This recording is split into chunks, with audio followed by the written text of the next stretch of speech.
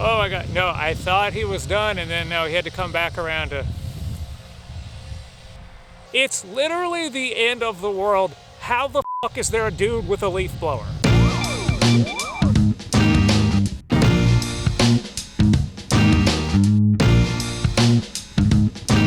Like most Micro Four Thirds cameras of the time, the original GH line was focused predominantly on photography, with video thrown in as more of an added bonus feature. It wasn't until 2011 when someone hacked the GH2 that people started to realize just how capable these cameras were. So with that, Panasonic had a hit with the GH2, but it was more of an accidental success.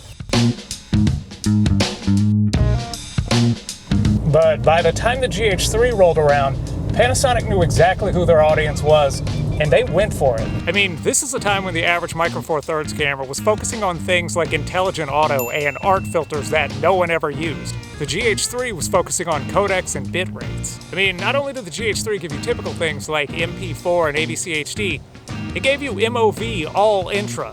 It does 1080p at 24, 30, and 60 frames per second. And 24 and 30 frames per second are both at 72 megabits a second. Now, I know that's not crazy by modern day standards, but this is a time when the average camera was giving you 30 megabits a second tops. Also, in case you're wondering, 60 frames per second is only at 50 megabits per second, but it still looks good. And of course, the obvious, there's no 4K, but this is a camera that came out at the end of 2012. Speaking of which, the image quality from the GH3 looks absolutely amazing.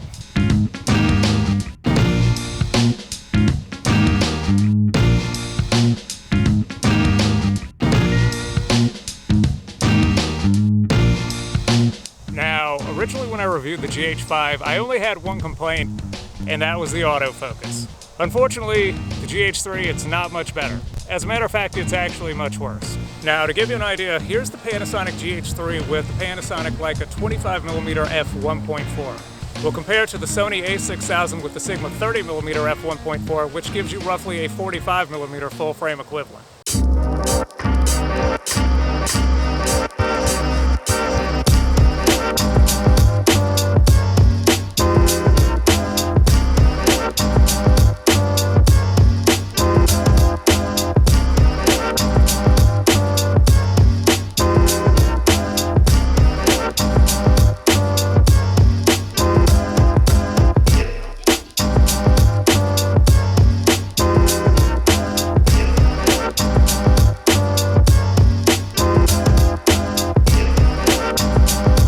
Relatively in focus. I mean, unfortunately, it's not even close. And if you're a beauty guru and you like to show off your products, that type of trick, it just doesn't work. Keep in mind, I've got it in continuous autofocus with the fastest autofocus settings, and I mean, even if I'm covering my face, it just doesn't focus. I mean, to put that into perspective, look at how fast the Sony a6000 autofocus is when I put my hand up in front of the camera like that.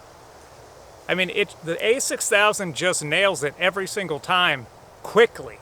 I mean, it snaps into focus right on my hand or whatever object I hold up, and then it snaps right back into focus on my face. Keep in mind, the a6000 is not a new Sony camera, it's also an old Sony camera. That's just how good that autofocus system is on those cameras.